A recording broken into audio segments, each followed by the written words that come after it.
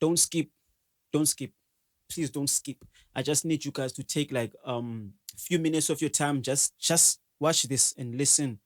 This is like corruption ku higher level. Yeah, you just listen to this and then sibone ba singakwazi ukunceda njani yena nefamily yakhe. You understand? Just listen to this.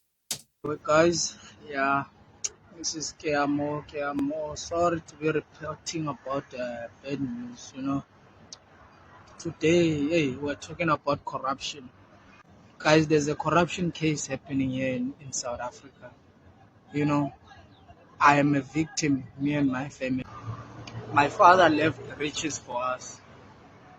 Oh, he was due to riches, but it's been almost 15 years now. Took all the measures that we could take up until the time whereby I was in high school, and I realized that this whole case is weighing on my mother's shoulders.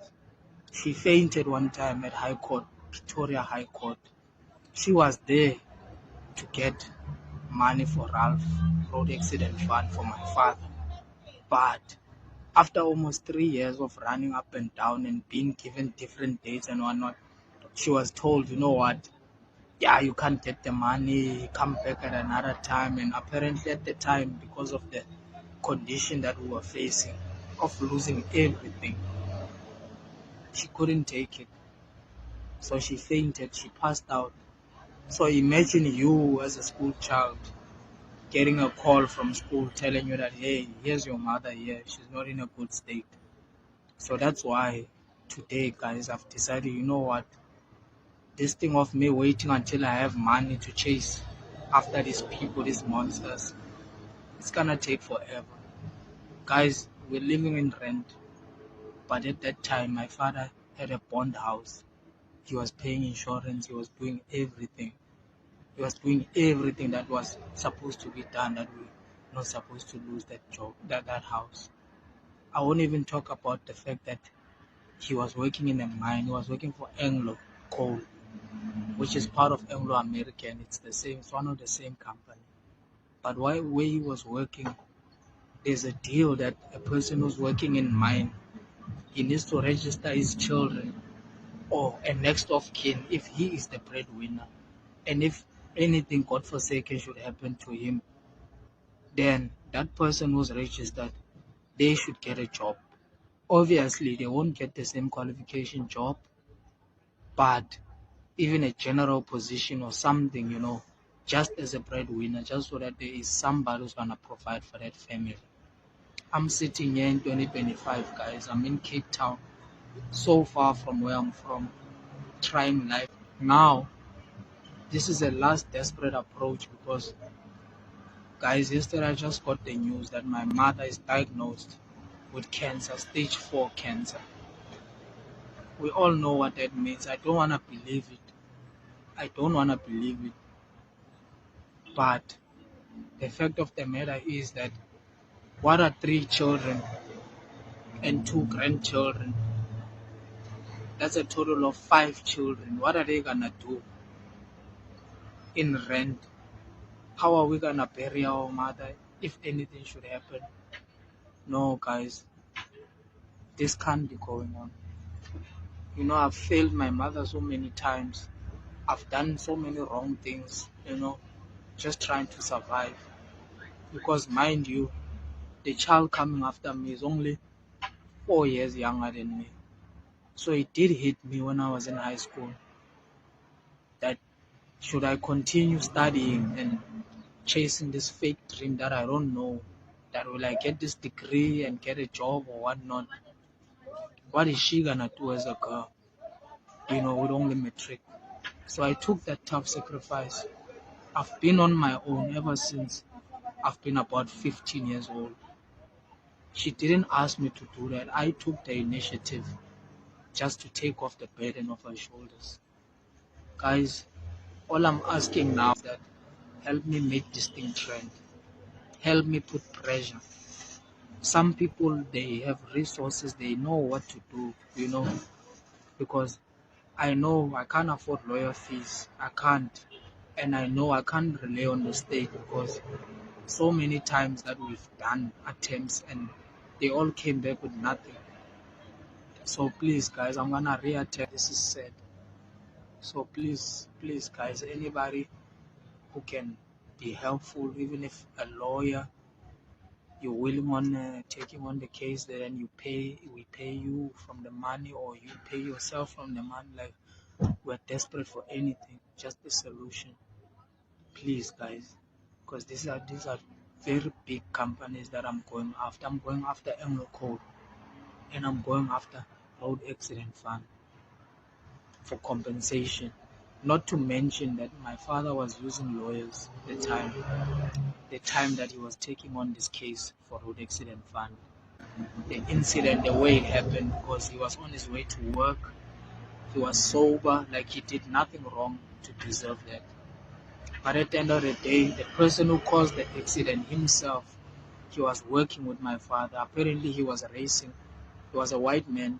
He and his son, they were racing on the opposite direction that my father was driving. And then apparently, his son tried to dodge that boat, whether it was a speed boat or whatever sign it was, and then he hit the car that was already in the road, of which that car spiraled. It hit another car up until eventually it hit the car that my father was driving in. So what happened was that he didn't die immediately on the spot because of that accident. What happened is that he went to hospital. The mine provided him with the best services, I guess, that they could get, because he was in a private hospital.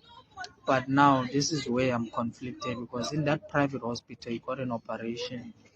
Months after his operation, he was feeling discomfort as if this thing is not healing. One night he was acting crazy. He opened up his stitches with his hand. He tried to put his hand inside, and my mother, obviously, because she was panicked, she woke us up. He called one of my father's drivers. He had a driver at that time who was transporting school children. That guy came, he took us to the hospital. Guess what they found when we got there? The doctor of that private hospital actually forgot the scissors that he was using to cut. Those silver scissors, he forgot them inside. But now he didn't deny it. He was very, how can I say, he was very sympathetic, because he didn't even deny or try and make excuses. He admitted it. So of which I feel like that is a case on its own. So I'm still in Cape Town right now. I will make another video when I'm climbing into the bus or getting transport heading to Joburg, because that's where all of our paperwork and everything, all of these things that I mentioned, the rough case, the mine case of Anglo Coal, and the case that the doctor actually stitched him up wrong.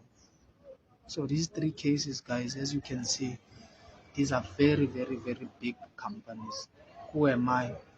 A broke black child after almost 15 years, still trying to take them on, because, guys, I'm really conflicted, because for the life of me, I don't understand why Tibetan attorneys tried to pull the stunt, or they already succeeded in pulling it, of course. You see, they even tricked my mother to tap into a will that my father left us. It was in hopes of creating a better future for us, because he mentioned that that was money supposed to go to school with. So my mother ended up using that money, obviously advised by the lawyers that, you know what, we are fighting this thing, so we have to pay something or whatever. Obviously, the deal with them, now that we know, they were supposed to get money when the case is done. But now they managed to do that, which pushed my mother to go and actually find other lawyers, because she realized that, you know what, something fishy is happening here. There was a guy who was famous at that time for helping people win back houses that they were like chased out of, like people who lost their homes, these bond houses or whatever. So now that guy himself, he finished the rest of that money. All of the cars got taken, the house. We started changing lifestyle, and that was up until the time now that I mentioned before, that yeah, I ended up getting a call that, hey, your mother is here. She's not in a good state, you know. Now she was chasing after that Ralph case. So, guys, this is a very complicated story. There's about three companies, two different sets of lawyers that I'm going after here, and I do not have the resources, guys. This is my best approach that I'm taking now. Because in my mind, I thought by now maybe life would have given me at least a good job, or I would have at least gotten things together. But so it's tough, guys. It's really tough in South Africa. I'm sorry to have bothered you and told you this, and I'm sure people that know me personally, they will be shocked to hear all of this because I kept it a secret all these years. But now, guys, my mother is sick, guys. She's really, really, really sick. I need a way. They need to immediately pay me what is due to my family because I need to take care of my family, guys. I really, really need to take care of my family. That is why I am asking you, I'm calling out to anybody who it touches their heart, or anybody who just feels, you know what, that's not right what happened to these people. Please, guys, let's get this movement going. I think that's the only way we'll be able to pressure Ramaphosa and his people or his associates or the rest of these politicians to actually look into this thing. Please, guys, I'm asking you, I'm pleading with you. Okay, sure, guys. So as you have heard, Mukiamo just explained everything. I understand. The best way you could.